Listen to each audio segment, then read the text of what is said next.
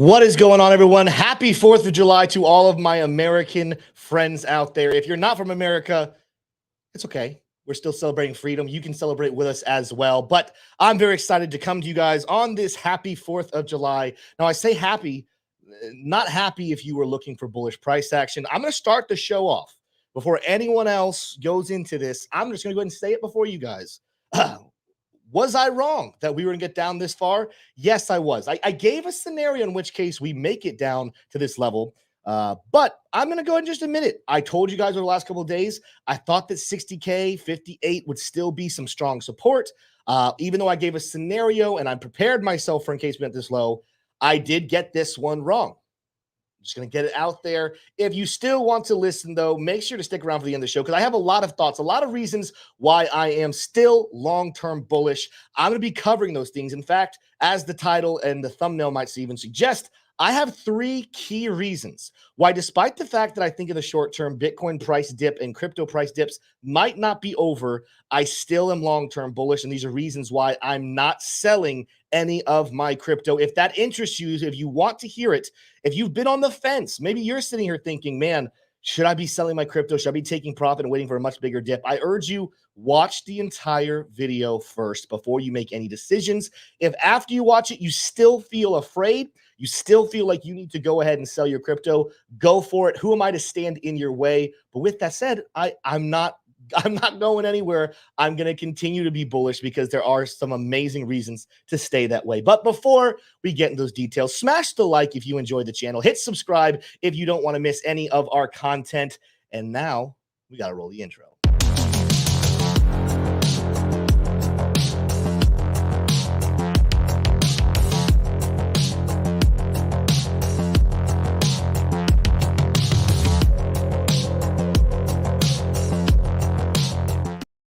Good to see you guys. I'm reading chat here, and already I'm seeing people kind of in a similar mindset as me. Morgan Powell says this is a fire sale of all sales. Zindagi photo, I think, says who the freak. Let's go with freak. Who the freak is afraid? This is an opportunity. I could not say it any better myself. Now, again, I told you guys in the last couple of shows, I'm not gonna try to lie to anyone and say that I didn't say this. I did say, hey guys, there's still a lot of support around 68 to 50K or 58K. I look at levels lower, but I'm aware that I think that the support will hold up. That's wrong. We're down a little bit further. I still use these situations to buy more. I still use these situations to look for my next great entry. And I'm going to go deeper. I was even just having a conversation with someone over on X. We're going to go into some of the questions he asked, but I'm going to tell you guys what level am I looking at that would possibly make me afraid that something bad is going into crypto. What would make me, I don't even want to say capitulate because I'm just going to tell you guys, I'm not selling Bitcoin or crypto for a long time. I'll explain why though here in just a little bit. Let's get in here. Man, my voice is still a little squeaky there. Let's get into the charts. Let's get into the sentiment of what's going on. And we got a great show lined up for you. Let's go ahead and go to the bubble, starting off sea of red, with the exception of just a couple here. You guys see OM. OM is looking, Mrs. Mantra. It's up about 6.2%. What's FTN? Fast token. Never worked on it, never looked at it. It's up here a little bit. So we have another green, a couple more green ones. We don't need to look at those ones. Sea of red overall. Phantom is pretty badly to the downside. Beam's pretty badly to the downside. TIA down there 10%. Core is down pretty bad. BSV, Jasmy, Say. Am I missing any big losers? ICP down 10%. Yeah, it's a bloodbath out there this morning. And again, you can have the opinion, man, I'm terrified of this, I want to capitulate, or you can be positive and say, man, this is another great buying opportunity. Check it out. Bitcoin down, flirting with 57. We actually dropped beneath it earlier this morning. We're back flirting with it. I'll give you my thoughts here when we get to the charts. I don't think 57 is the bottom. I don't see that being a support level, but it is down 4.3% in the last 24 hours. Same for Ethereum. We lost our $3,200 level of support. I'm watching, we'll have to get the charts, but I'm watching that price to go a little bit lower here as well. Solana down 5.8, XRP down 5. No longer a stable coin, guys. That's one positive we have there. Toncoin down 7, Dogecoin down 9.2, Cardano down 5, back to a level we talked about yesterday, 38 cents. We talked about that significant level of support. I think this is one that could even make it back down towards 36 cents, but just a whole lot of blood. In fact, let's just even take a look here. I mean, we look at the bubbles, but yeah, Mantra, Pendle, and I think that's it. I think these are the only 2 coins in the green. After that, you get 2 stable coins. So nothing really bullish happening today.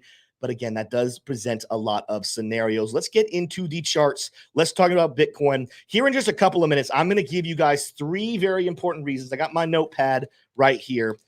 3 important reasons why I'm not selling. I think you guys should continue to keep your eyes on.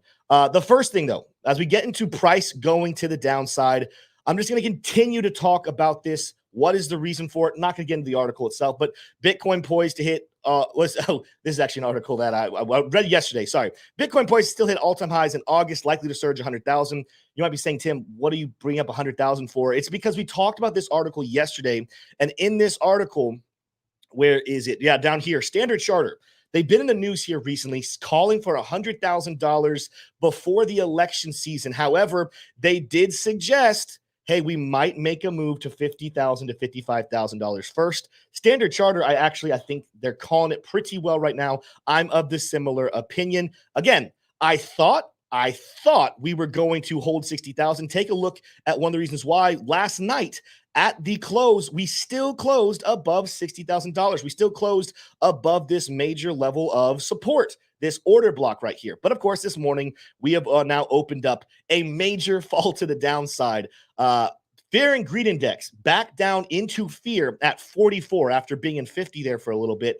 But if you think that this is over, I mean, just the other day, let's take a look here. One little bit here.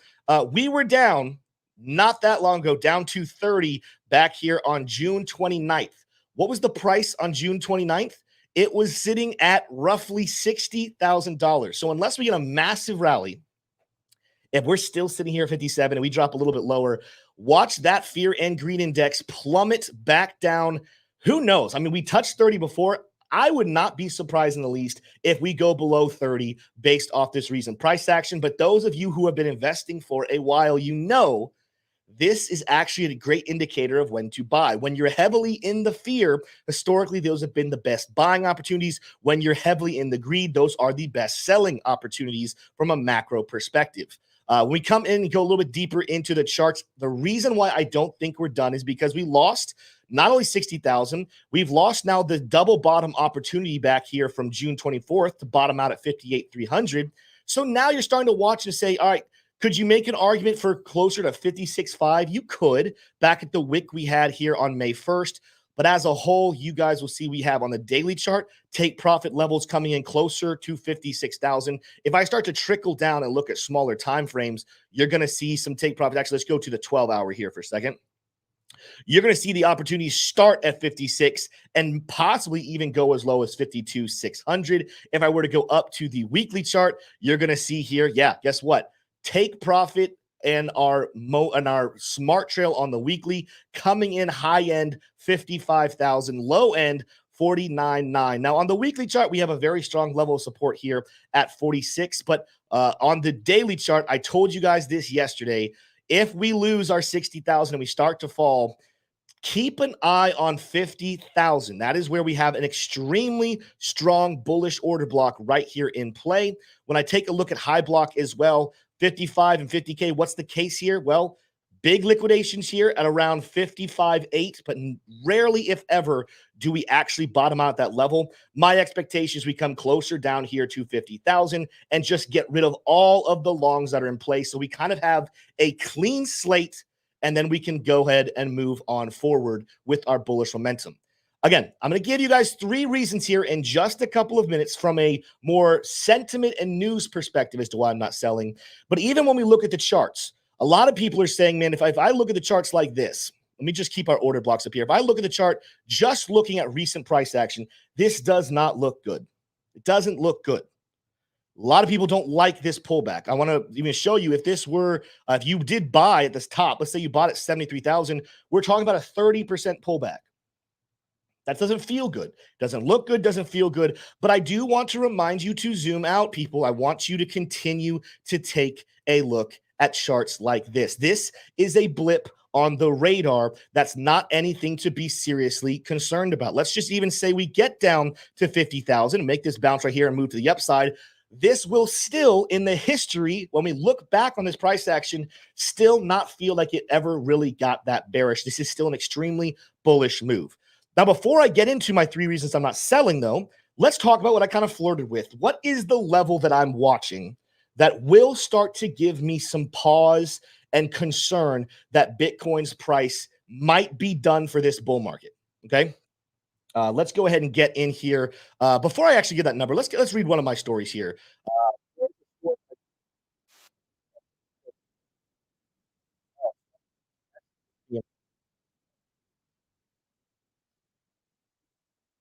What in the freak? Give me a second, guys. Did I get it? No. One of my pages is playing sound, and I have no idea which one it is. It's not telling me. Oh my gosh, this is going to annoy the crap out of me. Do you guys hear anything in chat? I have no. This one. Boom, found it. All right. Thank the Lord. That was annoying as all get out. Speaking of annoying as all get out, thank you for that brief intermission, guys. Thanks for staying with me. Let's talk about another annoying thing that I saw come up today. Robert Kiyosaki predicts the biggest crash in Bitcoin and other assets. Last night, T. Shroom and I were talking. He, of course, is not on the show today, and getting the celebration going early with his family. But Robert Kiyosaki said, hey, you can talk about Robert Kiyosaki. And I told him, I don't know if I'm going to do it because the takes from this man have been so unbearable. But you know what? We're going to go ahead and rock on through here. He is predicting another crash. He's been doing this for just you guys' reference. He's been doing this since I've been involved in crypto for over 4 years. He has been talking about a major crash.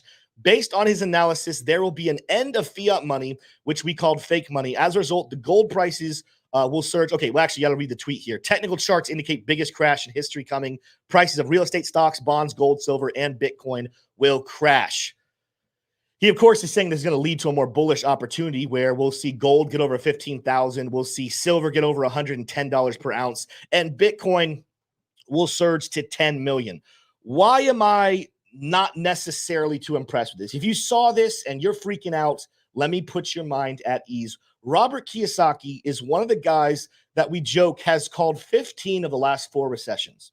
What does that mean? When you're always saying that the markets are about to crash and burn, eventually you probably will be right, just because that's how economies go at this point under fiat currency. They have their big rallies, they have their big falls. Either way, for the last 4 years, I have watched headlines from Robert Kiyosaki calling for a major, major crash in the stock market, major, major crash for crypto. Let me quickly show you, and we're going to go deeper into this later on. But ever since he's been doing this, let's go to the S&P 500. Guys, I told you 4 years. So again, somewhere in 2020, he's been calling for a major crash, like back here. Look at the SPY. Look at it since his price action. Did we have a decent pullback right here during the bear market? Yeah, we did. We had a 27% pullback. Nothing to be too upset about. But as he keeps saying this, we're still watching the stock markets go to new all-time highs. I'll talk more about that later on in the show. But my main point here, Robert Kiyosaki, he's a attention grabber. This man right here, he's an attention grabber. He wrote a phenomenal book called Rich Dad Poor Dad. I absolutely recommend it as a read. But as far as an analyst and trying to predict what happens next, I'm ready for him to go away because the man is never right. He's always calling for doom and gloom, and we have not seen it come to fruition. So if you have been scared by things Robert Kiyosaki has said, I want to put your mind at ease and say that is not how this is working. But with that said, let me give you my levels. And you guys can have your own. In fact, I recommend you have your own levels of what causes you to turn bearish. But my personal thought, I'm really not that bearish until we get closer to / crash down to $30,000, $31,000, all the way back to prices we have not seen since October of 2023. Why is that? Because even on this bullish play out right here, that is still a major level of bullishness. This is a level going back to May of 2022 that has served as resistance until that October breakout. And until we lose this blue line, technically speaking, we are still setting higher highs and higher lows. I also think if we lose that level, we're not just talking about a 50% pullback. We're talking about greater than 60% pullback from highs. That is something I think could be hard for the markets to recover from.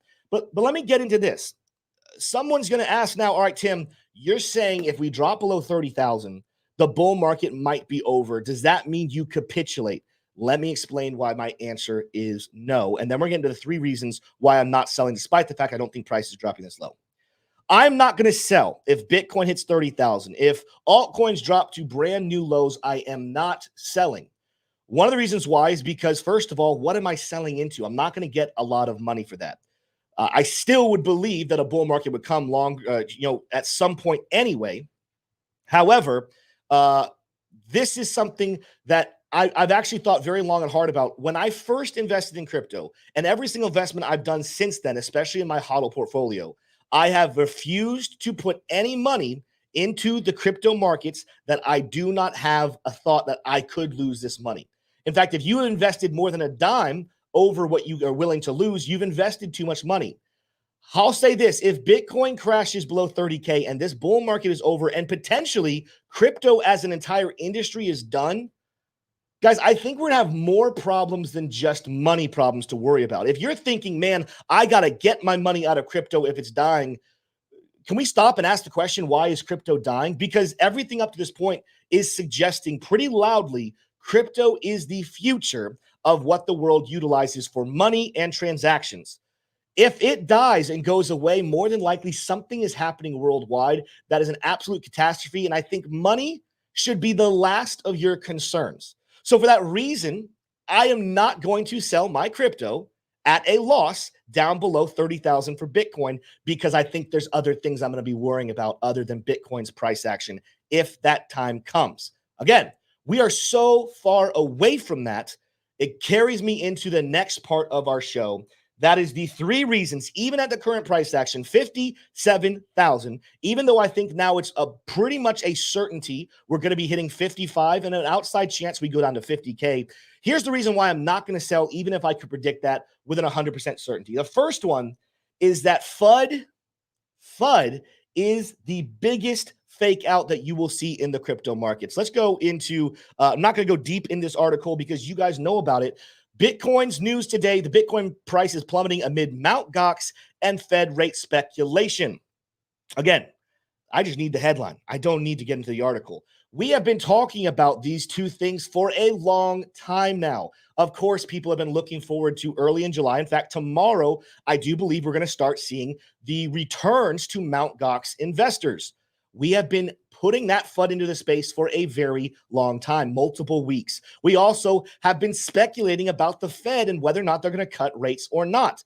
Let me just tell you guys, this is not something to worry about. One, Jerome Powell did not say anything new when he talked yesterday. He didn't say, hey guys, we're going to be actually raising rates. Hey guys, we're really in trouble. He just continued to say the same thing he's been saying for like the last 6 months. Hey, I think we're doing a good job. I think inflation is slightly coming down, but I want to see more. I want to see more disinflation so that we're confident when we start to cut rates that we're not going to send the economy back into a spiral. That's nothing new. We've known that was his thoughts for the last 6 months. We've also have known that eventually Mt. Gox and about $9 billion worth of Bitcoin is going to be returned to investors. This isn't breaking news. So the fact that it's what the articles are saying and going crazy with right now actually leads to a more consistent thing that we've seen, that at the bottoms of big pullbacks, there is always massive, supposedly massive bearish reasons that people should capitulate. Let's go look at a couple of them. And I don't remember every detail that goes on with them, but if you don't think that there was massive FUD down here, guess what was happening on this dip November? This was the whole story at the bottom of the bear market, that FTX collapsed. The entire crypto industry was terrible. We're heading down to possibly $3,000 on Bitcoin. And boom, we hit our bear market bottom. Back here in March, we were starting to crash on Bitcoin because banks were looking like they're in trouble. Oh no, what's going to happen? There's going to be a run on banks. We're all in trouble. Boom. The price reverses and goes crazy to the upside. If you keep going back to even further dips, this was the bear market's in, the bull market top is in. We're only going lower. Boom, we move to the upside.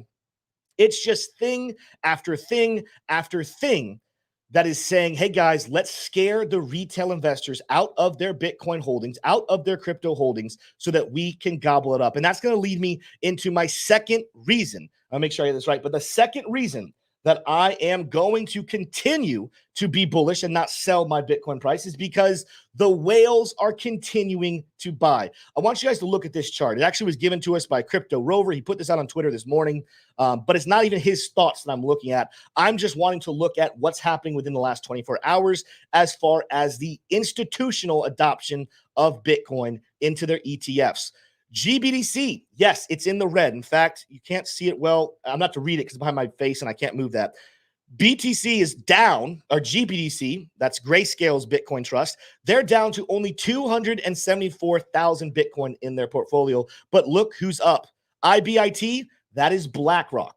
They are up now. They have been buying. They're up to 307,000 Bitcoin in their holding. We've seen this week, I don't have articles I'm going to bring up for this one, but we've seen this week 2 massive purchases from whales of over $800 million worth of buying on Bitcoin and $400 million worth of Bitcoin. Yes, price is down. Yes, price probably will go down a little bit further. But do you know who is purchasing right now? It is the whales. It is BlackRock. It is Fidelity. It is these larger institutions who see the future. And when I see a chart like this and I look at the green, I know the price is red, but when I see green in the BlackRock ETF filings, that is a reason. They're not dumb investors. BlackRock does not invest in dead projects. They invest in winners, or they invest in a dead project and turn it into a winner. This is a major reason to stay bullish while you are freaking out. And I'm not talking to anyone indirectly, because I think actually a lot of people in our community are strong holders. But when the average retail investor is freaking out and capitulating and selling, that is the main reason that BlackRock will scoop in and buy. Fidelity will scoop in and buy. Long-term whales and institutional buyers will scoop in and buy these dips. So yes, fudders are going to FUD.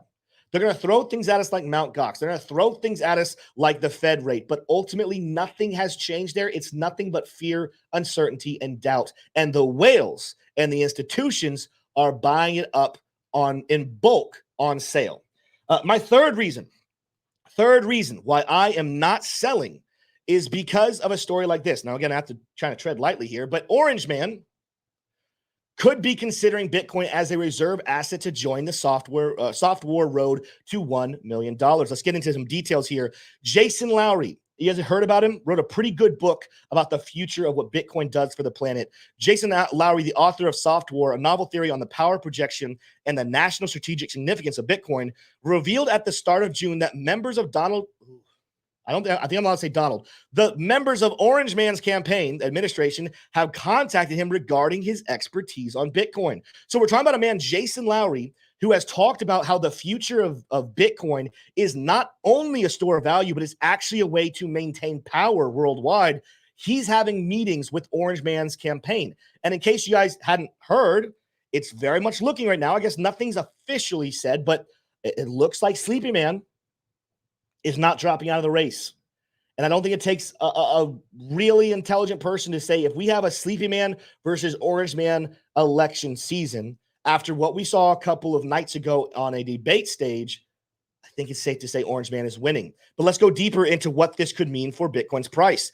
There was an interview with Dylan LeClaire. He shared this on Forbes article highlighting Orange Man's discussion on Bitcoin as a strategic reserve asset. Lowry responded with a suggestive wink emoji indicating his awareness and possible involvement in these high-level strategic conversations about Bitcoin's future role in national security and economic policy. Do I have anything else here? Yeah. According to Lowry, Bitcoin could reach 1 million per coin as the next step in the soft war if and when the U.S. accepts it as a weapon system rather than simply a peer-to-peer currency.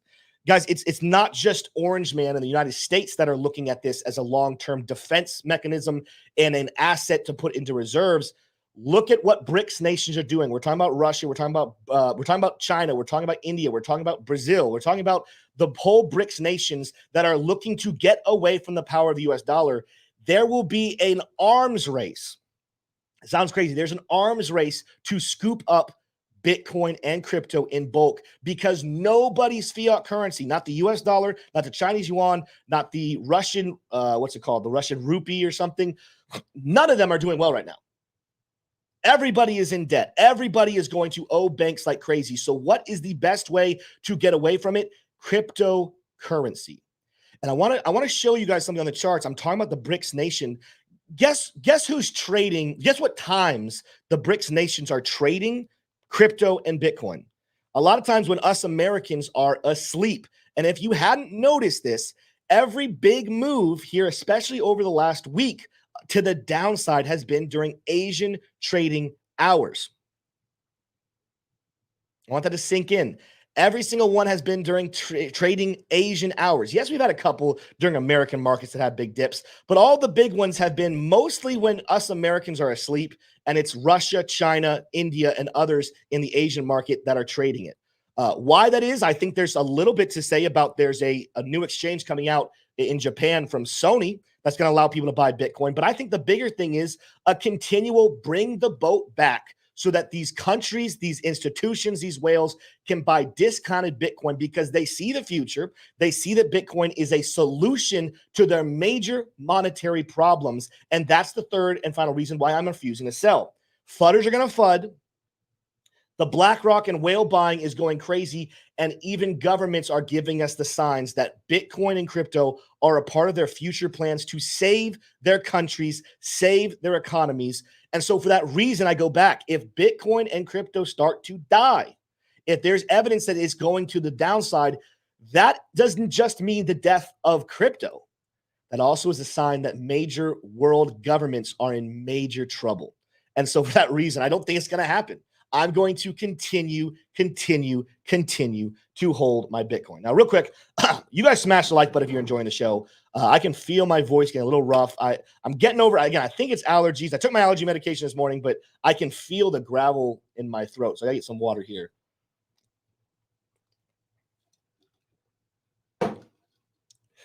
I'm going to keep going on, but I wanted to take a second and look at some questions here in chat. Let me know in chat what your thoughts are about my 3 reasons. Do you have anything else you're adding to those reasons as to why you're buying, or maybe you're in complete disagreement? You're saying, no, Tim, we have to sell. Crypto is finished. Let me know in chat. Let's see what we have here from everybody. Alex Mathis says, if I see 33K, then I'm buying a huge bag. Yeah, 33K is going to be above my level. I think it's pretty rough if we get to 33K. I'm not going to lie to you. That's going to be a gut punch, but it still falls under what I think would keep us structurally as being pretty bullish. Not necessarily too worried in the long term about that one. Peter, probably should have read that name in my head before I said it out loud, said, I will hold tight until 50K-ish. Again, I'm going to hold below that. But yeah, I think at this point, I told you guys early in the show, I thought 60 to 58K was going to hold. I was wrong. I'm just going to say it. I was wrong. I'm not batting 100% for my predictions. I think I'm doing a pretty good job. Someone asked earlier, Tim, are you ready to give up on TA? TA was never going to give us a 100% answer to everything. You have to use TA along with news, along with sentiment, a lot of other things. But here's what I'll say. We're definitely on this channel still batting over 500. I think we're getting probably closer to 800. But there are days and there are movements that we get that are wrong. Classic Velvet said, hi, Tim, no video this week with Stocks with Josh. Yeah, Tuesday I was, really out of it. My voice was very weak. My throat was like closing up. So no video with Stocks with Josh, but shout out to him. I think he has been calling more confidently than I have. While I've shown the potential for 50,000 and 55, I think he earlier this week predicted it. So shout out to Stocks with Josh. He looks very much like he's going to be right about that. And again, in case you're joining, we're talking about further price action to the downside for Bitcoin, for cryptos.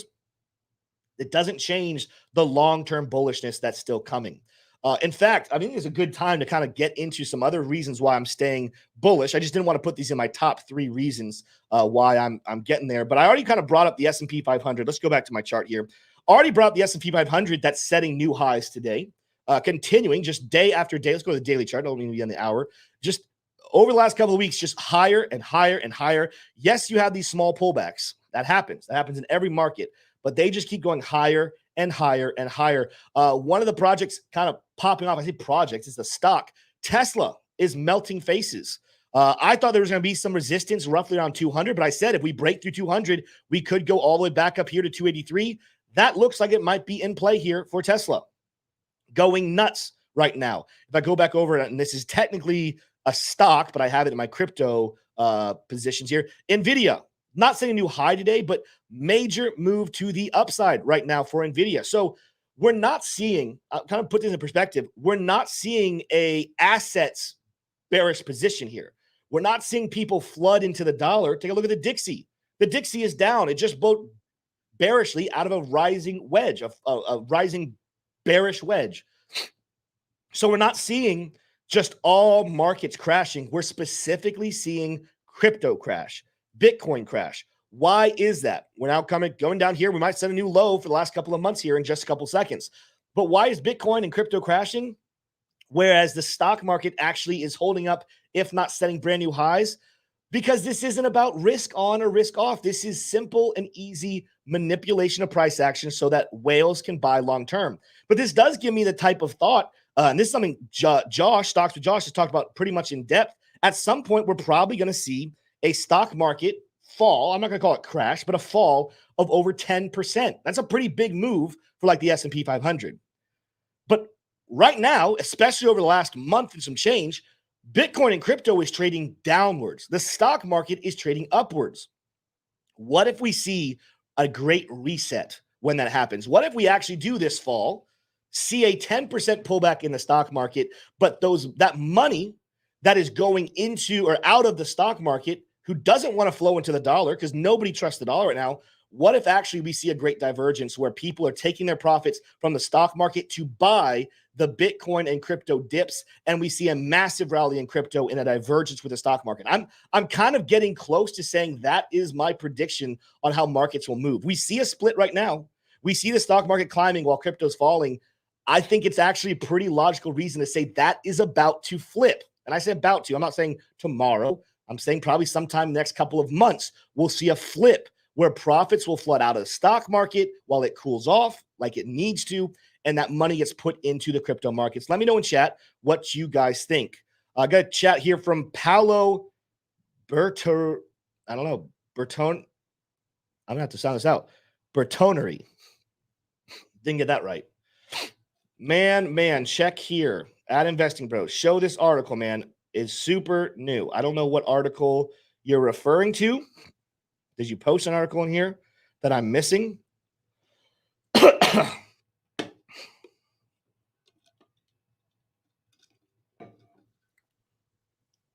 a little ice in that sip. I don't know, man. Sorry.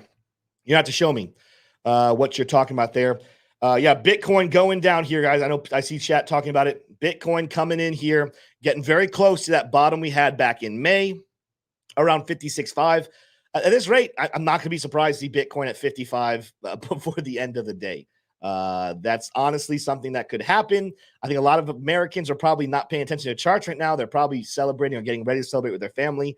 It's still just something that I'm not that worried about because, again, it's not just even about looking in zoomed in. It's about zooming out and looking at the long-term perspective.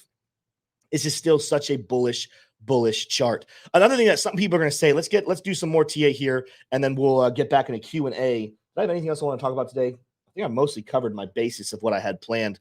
But watch for people to talk about the daily 200 SMA. That's the purple line on my chart that today we are breaking down below for the first time. We have not been below this level since way back into October when all the Bitcoin ETFs started to come to light. Okay? So that's something to be aware of. There's going to be a lot of people who tell you, we lost the 200 SMA. That's it. Bull market over. No, it's not really that case. Let's take a look here. Even just in this current bull market, we went above the 200 back here in January of 2023, used it as support a couple of times, and then in August of 2023, broke below it. And we were there from August around the 18th all the way until October. So multiple months, not only just below, but used the 200 as resistance before we took off and up and to the right. You can see if we go back further, while we use it as support much of the 2020 campaign, take a look back at the bull market of 2019 starting off. Hit our bear market low, crossed above it, in April of 2019. And then boom, during big pullbacks back in September of 2019, we crossed below it, used it as kind of somewhat of resistance for a while, and the bull market continued on to the upside. I could keep showing you as we go further and further back, but there's times like back here, we flirted with in the bull markets of 2015 and 2016, we crossed and wicked below the 200 several times. What's my point here? At the moment, yes, we're below the 200, but when you zoom out like this, did not mean to do that. Let's move that back to April 19th, give or take. Come on now. We'll just do 20th. When you zoom out like this, you almost can't even tell we're below the 200. So I want to just go ahead and get that ahead of the people. Is this a bullish move? I'm not saying it's bullish. I'm not saying this is a reason to necessarily buy other than we're back down close to or at the 200. But anyone who freaks out and says, oh, that's bull market over or below the 200 SMA, nope, that is not what that means whatsoever. We've seen that happen pretty historically. I think there's actually a large bit of just saying this is a good, healthy correction because of how explosive Bitcoin was earlier on in the bull market. See people saying we are down, Dave Empire, we are very, very down bad. No, we're not. Look at this chart, guys. Look at this chart. That is not down bad at all. We are so far still ahead of schedule with such a great level of cushion for the bull market to still be intact. It's actually pretty funny how much cushion we have on Bitcoin. But what's funny and what's making me stay bullish is the fact that we are sitting at 56,000, almost 57,000. We're nowhere close to the top of the 4-year cycle for Bitcoin's top, and people are freaking out. Even though we are not that far down from previous all-time highs, this is the reason why whales and institutions will win this game, and newer investors and retail investors will capitulate out and end up not making a lot of money because they see these price actions. They don't know how to zoom out and think about long-term perspective, and they freak out. And it's something that you've got to learn with experience to ride the waves of volatility. Remember, a lot of this, I said it earlier in the show, but I'll remind anyone who's just joining us, a lot of this is expectation of bearishness. It's not even based on fact. It's the fear that Mt. Gox returns, which start tomorrow, are going to cause a big capitulation themselves. Well, guess what? The capitulation we're under right now, that the Mt. Gox anything to do with, just scared people selling. They're selling into a large event. More often than not, that ends up coming with a reversal when the event actually launches. The other thing is this fear that the Fed is super hawkish. What he said was not hawkish. He just didn't say anything dovish, meaning he didn't give us a good timeline for when we should expect rate cuts. It's the same thing he's been saying for 6 months. Watch things kind of change. Watch things evolve as they keep getting better. There's just too many people freaking out. And I'm telling you, this is exactly what BlackRock wants. This is exactly what Fidelity wants. This is exactly what Michael Saylor wants. This is exactly what most of the Bitcoin whales want because it allows them to continue to stockpile cheap Bitcoin supply for their long-term holds. Lee Lisenby, I think you gotta say it. I bought back in at 72K, got no choice now but to hold. I'll tell you this, guys. Like, I know it's painful when you invest in something, you're down 30%. Hey, there's people that invest in altcoins that are down 60%. Like, if you put $1,000 in an altcoin a month and some change ago, you might only have $400 of that $1,000 investment. However, if you zoom out, there it is. If you're investing and you've never been in loss on your holding, you're a freaking god when it comes to investing because that's just not a thing. It's part of the investment journey to be in the red for a portion of time. But when you think about the long-term perspective of where crypto is going, 72,000. I know it sucks today, but 72,000 will turn into something that is amazing. I mean, just think about the history of how prices have worked. Let me show you kind of thoughts about Bitcoin's long-term. I bet you, if you told me right now, if I told you that I would sell you Bitcoin for $1,000 per Bitcoin, how many are you buying?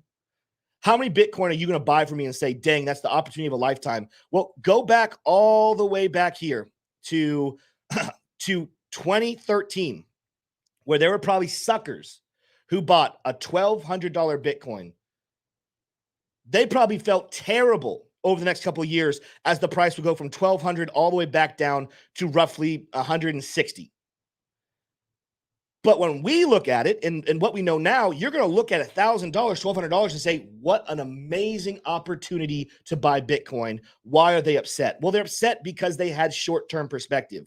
But it's going to be the same thing here, guys. When Bitcoin's price is sitting at 200,000, at 500,000, at 1 million, people are going to look back and say, man, I wish I could have bought at $72,000.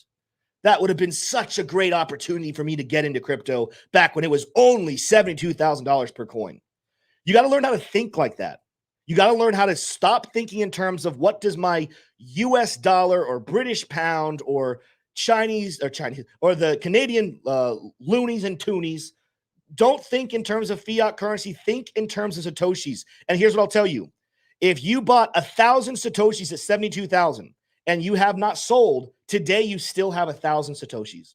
If you bought 1 million Satoshis, you still have 1 million Satoshis.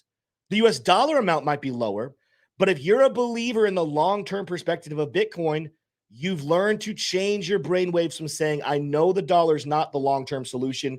Bitcoin is the long-term solution. Crypto is the long-term solution. And therefore, that is my goal, to do everything I can in my power to stack those sats and stack those cryptos for my long-term wealth future. Nothing has changed. I know price is down. I know people don't like to see prices this low, but the whales, the institutions, the long-term holders, they see this as a golden opportunity. What do we have here? Bilford. There are no experts except for the whales. The rest of us are just along for the ride. And I'll tell you this, whales don't get everything right. Like I told you, this is the reason why I'm close to the bottom, but we saw whales buying $400 million and $800 million worth above 60,000. Could they have waited for 55? Yeah, they could have, but they weren't even convinced we had to hit 55.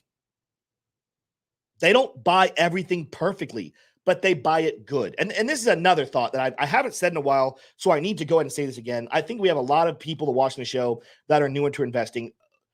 Learn to eliminate this word from your vocabulary of investing. Probably good to eliminate this word from a lot of things in your life, but especially when it comes to investing, eliminate this word. That word is perfect. Stop expecting to make a perfect buy and a perfect sell. Yes, if I could be a perfect investor, I would have sold on the penny at 69,000. I would have bought at the penny at 15,600. I would have sold at the penny at 73,800, right? That's perfect.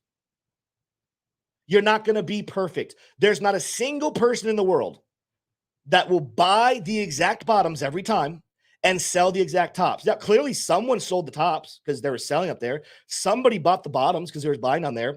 But I venture to tell you the amount of people that have sold every top and bought every bottom is probably pretty close to, if not at, the number 0. Because that's not the right way to invest. Instead of the word perfect, start using the word good. If you had bought in the range of below 20,000 to 15,600, that was a good purchase. If you sold anywhere in the range of 60 to 69,000 back in 2021, that was a good take profit. If you sold anywhere in and around $70,000, that was a good sell. And guess what? If you are buying anywhere in the range of 60 to 55K, we will look back at that and say that was a good purchase. Even though this isn't a perfect bottom, I would say anyone who bought it 25,000, that was a good purchase. If you bought it 39,000, that was a good purchase. When you think about the long-term perspective, in the same way back here, if you bought it 11,000, that wasn't a top or a bottom. It was a dab smack middle of a movement. It was a good purchase. You got to eliminate the word perfect. You got to start using the word good. And right now, when you look at the long-term future of Bitcoin, any purchase, I think below 100,000 is a good purchase. Super chat here from Paolo saying Justin Sun buys 2.3 billion in Bitcoin. Is that the article? All right, let's do a quick Google search on that. Have to fact check this live. All right, the first source that pops up here is from Cointelegraph. Not the most reliable article. Is there anyone else saying this? Be in crypto? I don't even know what that is. It says he wants to buy 2.3 billion worth of Bitcoin from that one. He says offers. All right. So key thing here. This is good. This is bullish. I don't want to make you feel bad for this, Paolo. He didn't buy it yet. He says he's willing to buy it from the German government. Good. I mean, that's just liquidity. That's good liquidity that'll stay in the space and keep the prices up. It's not official yet. Hasn't come into the price action. Clearly, it's not being baked in because Bitcoin's price right now is sitting at the lowest we've been at. And I'll go back to my chart here. Lowest we've seen Bitcoin price in a couple of months since May. And again, probably going to flirt with going a little bit lower than that here today. I already told you guys, don't be surprised to see 55,000, even 50,000. We have very strong support in order right here after losing our strong support here at 60K. I think these are all ND cards here long-term. Can't write long text and message. Yeah, I think there's a character count for sure. All right, Peter. Oop, didn't want to hit there. Let's go back here. Peter says, I'm seeing a double top in the daily and weekly. Yeah, that's what everyone's been saying here for a while. I'm not that worried about it. I don't think anyone else really should be either. I think that this is just a part of, that was a little bit of a sell-off. I'll go back to my chart. I keep going away from it, but just a little bit of a pullback coming in so that the institutions can buy lower. You've seen this before. Here's another thing I'm going to tell you. 2021 was very weird when we had kind of this sideways movement in early 2021. This was one of the signs, and people told us, hey, guys, this is probably not the top of the bull market, because tops of bull markets more often than not are more like a peak. And it's not like November was perfect, but that's more of a peak than early 2021. If you go back to previous bull market highs, let's go take a look at them, even in the stock market, but we'll look at Bitcoin specifically. Peak of a top. That's not a rounded top. That is a peaked top that clearly went from being bullish to bearish very cleanly. You go back, or sorry, that was 2019. This one, back in 2017. You go back to previous highs. They don't have these rounded tops. They have very clearly defined strong bullish to strong bearishness. What we have seen right here, is it a short-term capitulation zone? Is it a short-term rally sideways and then pull back to get a dip for the whales? Yes, absolutely. But another reason to think that this is not the top of any major movement, because crypto, stock markets, assets, it's just not common whatsoever to see tops of major movements be so boring and sideways in a zone like that. That's another reason I'm bullish, not selling my crypto long-term. But thanks for that chat, and thank you for that point. Good education for other people. What else do we have here? Fibonacci retracement for the cycle low of 15.5 and current top of 73.9 shows a golden pocket area of 36 to 38K. I'm curious to see if we hit 40K in the near term with a flash wick to 38 or in the future. Yeah, and again, I don't think we're going to 36. I don't think we're going to 40. It is a level. I think 40K is the next level. If we lose 50, that looks kind of interesting to me. But I still, as long as we stay above 30,000, I think the bull market 4-year cycle is still right on track. We're talking about a little bit less, a little bit more than a 50% pullback, but we've seen that. I don't think we're going to see it because this bull market has been completely different. But historically, we've seen 50% pullbacks in Bitcoin price. We've seen 54% pullbacks in Bitcoin price, and the bull market was still loading and going to go to the upside. Daniel Noonan says, when will Ondo pump? Joining late. Yeah, Ondo giving people another discount here, back down towards that nice 103. Let's go check out that chart. We love Ondo here. Very bullish on it long term, but having some big corrections, just like the rest of the crypto space, continuing to respect this falling megaphone pattern. Could we go lower? We could. We have a take profit pretty strongly here at 97 cents. And then we have a very strong level of support and a take profit 2 on daily chart down here at 76 cents. I don't think we have to go that far, but that's definitely in the cards. I think if you can purchase $1 Ondo here in the next little bit, that's probably going to be pretty good long-term for people. This is what I still have. Do I have it on here? Do I have my price prediction on here? I took it away. I'm pretty sure I had Ondo still going between $15 to $18. So if I can get to that $1 purchase again, we're talking about a 15 to 18x. Not too bad whatsoever. It's not early where Tim is. It's not early where Tim is. It's 9:49 right now, a.m. I don't know what your definition of early is. Listen, we are not going lower than where we are now. Comprende.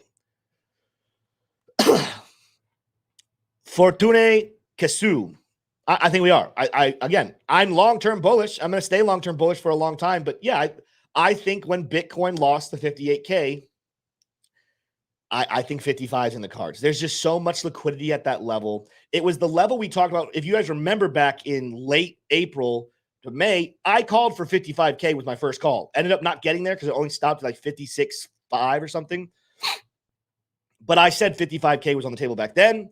Then we started getting very bullish, and now I think it's back on the table. I think the 55K, I would give it like this. I don't want to ever say anything's 100%, but I would say we probably have a 70% likelihood of hitting 55. I think probably a 50-50 chance of hitting 50K. 50K is my next line in the sand. I had a line in the sand at 60K. I lost it. It went down. All right. Here's the good news, though. As much as I was wrong, I still had preparations and plans to buy lower.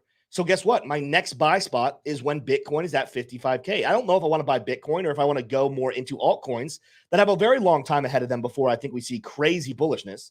But my next point is, all right, we lost a pretty good level of support in 60K. 55K is the next spot. Peter says, yeah, 56, 55K has some strong support. It does.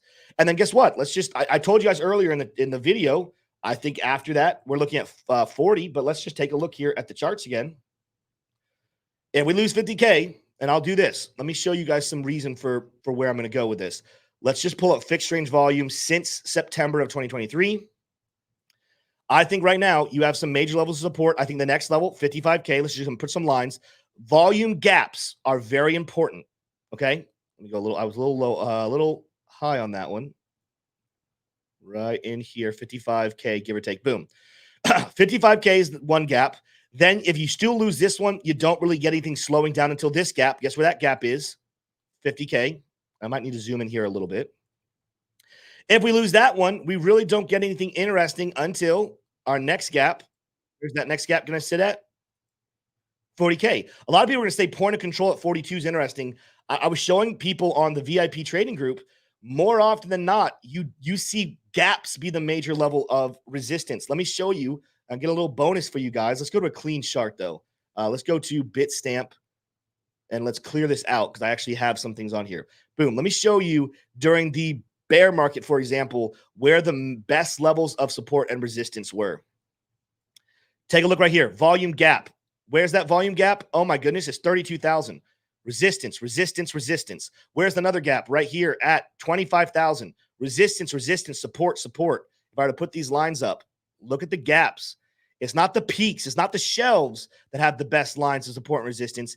It's these gaps in the volume that actually do the best job of giving us support and resistance long-term, right? Even right here, you go up to this one. We had a very little volume at 57, 53,000. That's where we hesitated for multiple days, almost 2 weeks before breaking above it. So same thing. What am I looking at here? I'm looking at these long-term gaps, but this one I'm going to move it over into, let's just look at this bullishness right here. And I just drew this on the other charts, but where do we see major gaps? We see major gaps at, we're at that one already. So guess what? That could be a little bit of support, but we see gaps at 55. And it's not letting me draw it. Give me a second. 55. I already drew this one. And then another one in here, 50,000. Another one in here, 40,000. Next major gap. That's what we're looking at right here, right now, as the levels to watch for strong support. And you want to know one of the reasons why I think that the gaps are the best reason to buy is because retail as a whole usually looks at the peaks. They usually look at the point of control, the value area highs. They're looking at high levels of volume. Those are almost obvious prices where people are going to want to buy and sell. The whales, the best buying spots for whales is where no one else wants to buy or sell. Who's the best person? Who's the best group at calling bottoms and tops? It's the whales.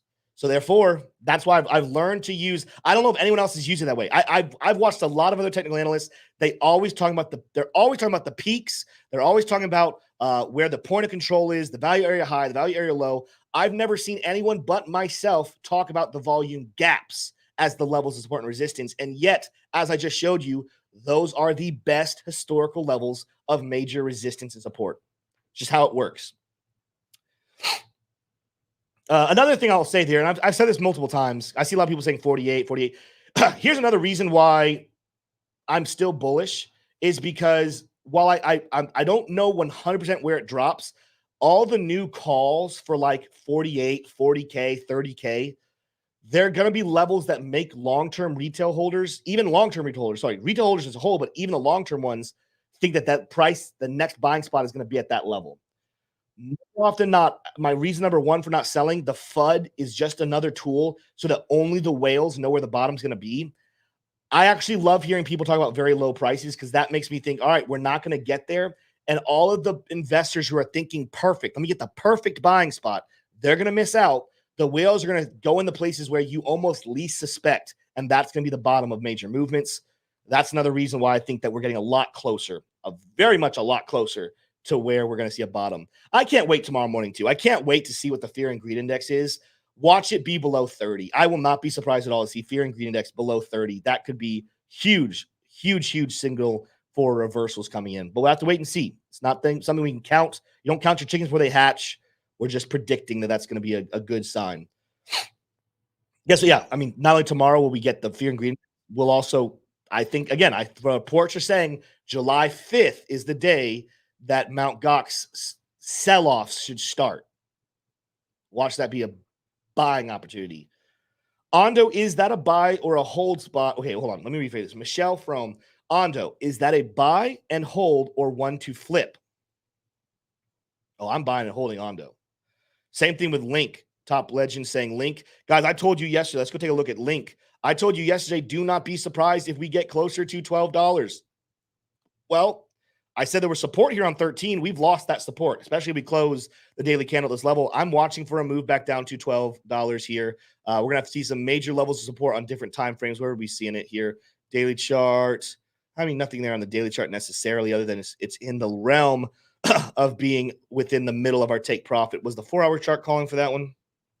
Yeah. 4-hour chart has a nice little buy signal right there. I think if you go to high block here and you take a look at Link liquidations. So again, this is where expert traders and whales are watching. You kind of run out of steam if you get to $12 on Chainlink. So that's kind of my line in the sand for Chainlink. Not line in the sand saying I think it's dying and if we drop below it, but just my line in the sand of saying I just don't give it a high probability of dropping below $12. I would give it right now. I probably think a 60 to 70% chance you will see a $12 Chainlink again. But I think that's about as low as it's going to go. It might wick below there. That's nothing to be worried about. I think it's probably pretty unlikely to candle body close in the daily chart below $12. If you're just joining us, happy 4th of July, everybody. Yes, we're looking at crypto on a massive sale, massive discount right now. Stay optimistic and be buying the dip best you can.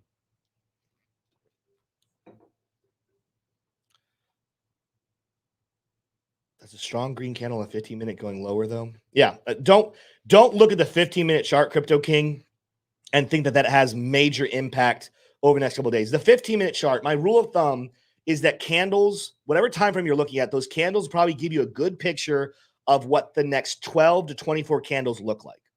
So 15-minute chart, we're only talking about a couple of hours, not even a full day worth of reliable price action there. That means maybe the rest of the day we bounce, but then maybe tomorrow we dip a little bit further. I don't know. I still look at the shorter terms and saying it looks kind of bearish, but 904 Classic Legend. I'm ready for a 25K Bitcoin. How did that happen, buddy? But I bought this dip and will buy every single one. Look, long hold Team Bitcoin and Sheeb and Chevy Silverados. Yeah, I mean, I don't think you're gonna buy. I don't think you're gonna get another opportunity at 25K. I just don't see that happening whatsoever. I think there's a lot of people out there that want it to happen, but I don't think it's going to happen. Wallets tracked by Arkham show that Mt. Gox wallets conducted test transactions during the Asian morning, moving a total of $25 worth of Bitcoin across 3 transactions to different wallets. Okay, so they're testing it today because it's full-blown tomorrow. Again, just kind of continues to lead into my sentiment that this has been a sell the rumor situation with Mt. Gox. Guess what happens when you sell into a major event? About 9 out of 10 times, the reversal comes in. As happened with ETFs, as it happens with major movements as far as Fed decisions, if you rally into them, you usually sell out of them. If you sell into them, you usually rally out of them. It's the tale as old as time in the investing world.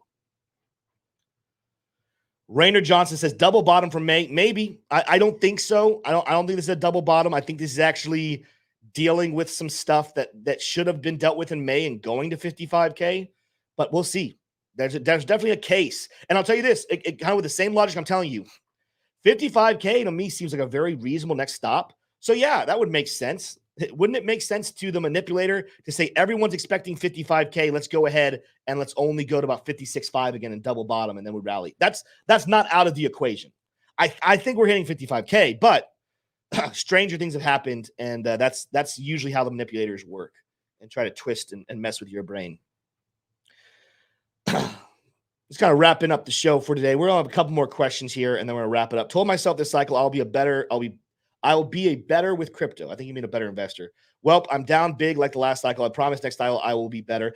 Name Hassan. You are so still early in the cycle. Do not get discouraged just yet. There's still a lot of reasons to be bullish. Did Bitcoin ETF mess up the alt run? No, it didn't. It didn't mess up the alt run. It's not time for the alt season. Talked about this before, guys. Alt season should not start until probably December of 2024.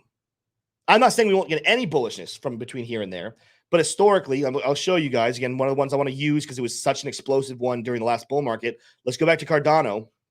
Let's go to the daily chart, and let's scroll back here. Yeah, we had bullishness from the March of 2020 COVID crash. We had bullishness, but the fireworks did not start until roughly January, right? So bullish price action, but fireworks started off in January. The coin went parabolic.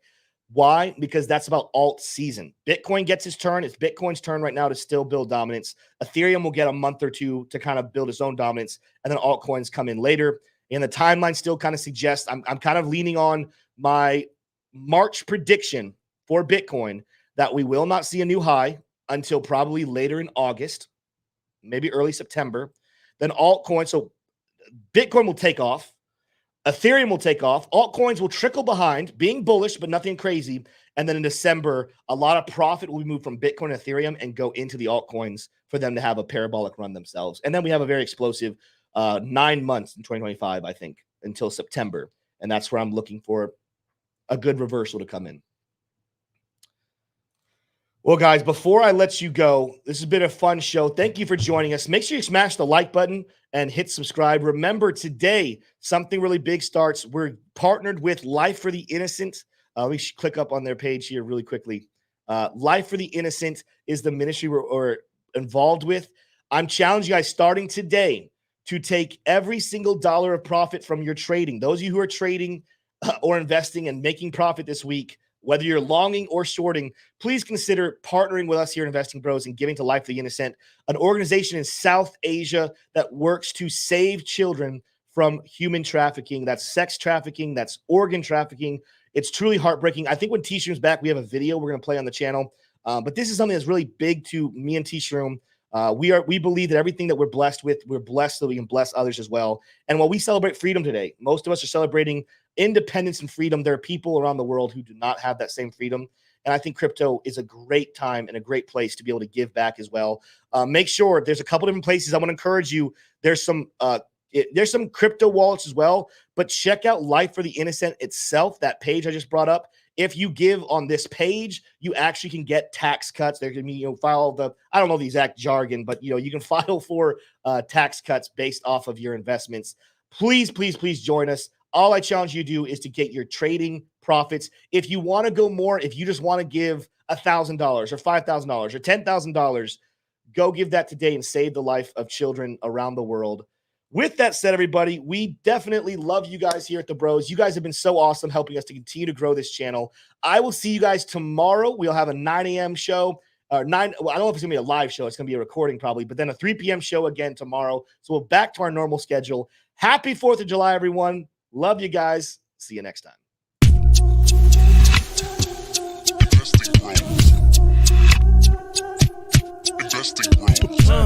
Trying to make paper, turn that vanity cake.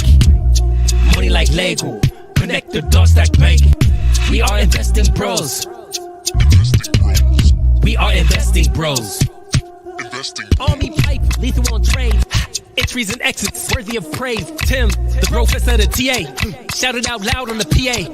T-Shrooms news, catch a word. Doing better than what he deserves. Beamer, leave no evidence. Soon fly coop with his dividend. Trying to make paper. Turn that better to cake. Money like Lego. Connect the dots, stack bank. We are investing bros. We are investing bros.